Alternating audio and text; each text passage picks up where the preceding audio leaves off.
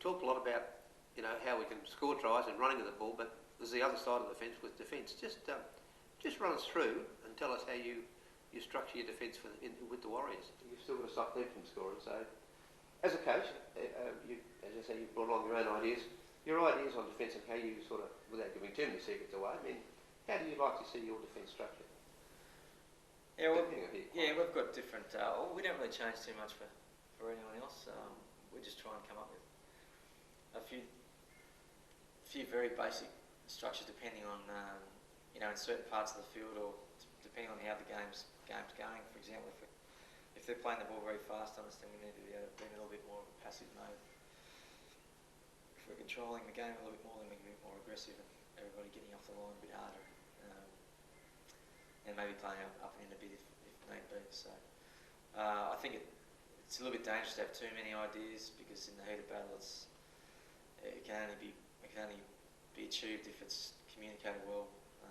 If your leaders on the field are doing a good job. So yeah, I suppose if I could summarise it, we catch defence at our club, whereas whether you're a front runner or a winger, there's some basic ideas that everyone needs to follow. And with that comes, you hear it all the time, they can all tackle. Yeah. But it's the attitude they go about their defence, I suppose. That's a pretty important component. If they turn up and not right switched on, the best tacklers in the world can be left out, can't they? Yeah, it's definitely true. I mean, I think there's certainly a place for technique in defence. But often the guys with the best attitude defend better than the guys with the best technique. So. However, can you have that attitude all the time? If you've got the right technique, that should keep you in good stead. If you get both of them, well, then you get someone like David Gillespie, I suppose. So, and everyone wants to have one of those in your team. So defence is basically considered the hardest part of the game. The game that really tests how much you really want to be out there and compete and be physical. But if you're doing it well, then it's certainly very intimidating and can certainly help your attack. Given the way the game's we're talking about the dummy half running that, I mean, how do you set up your defence? I mean, because it really is, you get to the point where you've got dummy half running, you've got to tackle it. Yeah. So it's a pretty simple plan you've got to have, because it's virtually, without making it too simplified, 3 dummy half runs, a 1-off pass, and then there's a kick on, or you spread the play. So most teams are defending the same way now.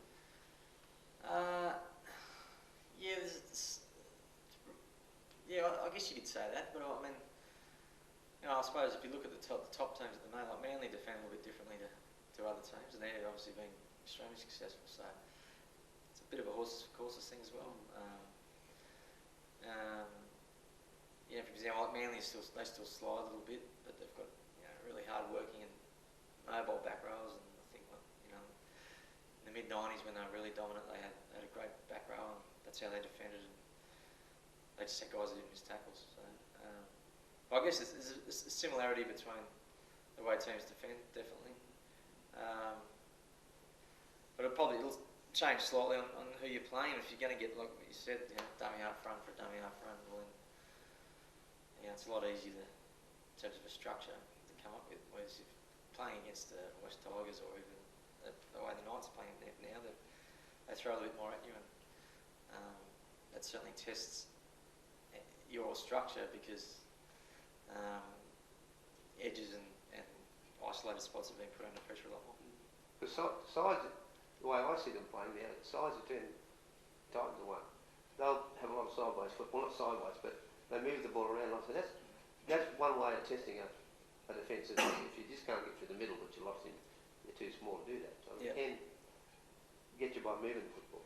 The best way, I think, to challenge defences is by having players in motion. So the more players you've got involved, running angles, decoys, actually pass the ball to each other, then you've got to have a whole lot of defenders making decisions at one time, and just because they get that tackle right, they don't mean that they get the next one right. Another thing, if you can move the ball, it means that defenders who like to on an edge end up moving. They have to move around as well, and you get different pockets of defence. You might get a front row stuck out wide. And that's when the opportunities arise too. Yeah. Just one last question, Ivan. Talking about the skills of the game, one of the great skills is the ability of I'll talk about young Hoffman, Menzies, who played for Manly, line running or running into holes. You know, how much time and how much coaching goes into that? Yeah, there's a fair bit of coaching, but it's look, it's not an easy skill. You know, some guys are blessed with it; they can do it. Other guys, it takes a long time to be able to do it. I mean, there's a fair bit of courage involved in that, a bit of trust about the guy you're receiving the ball from, that he's going to put in the right spot. A lot of the times those high runs, they've got to catch the ball under pressure. You can't be taking you off the ball. So it's a great skill.